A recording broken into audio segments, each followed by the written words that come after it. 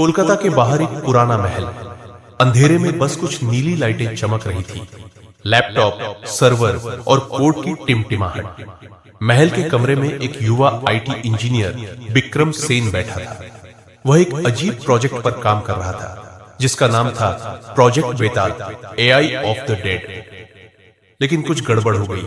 Monitor screen पर अचानक एक बिगड़ा हुआ चेहरा दिखाई दिया।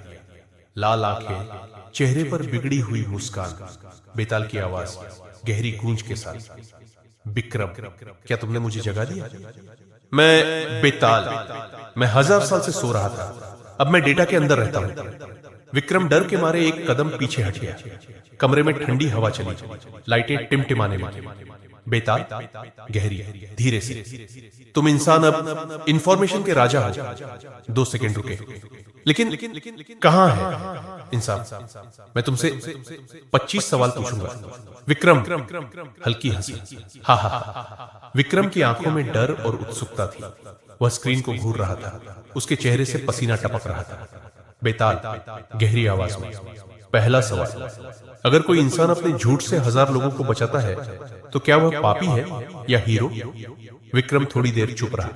फिर उसने धीरे से कहा, विक्रम, जो झूठ बोलकर जान बचाता है वह हीरो होता है, क्योंकि सच कभी भी जान से बड़ा नहीं होता।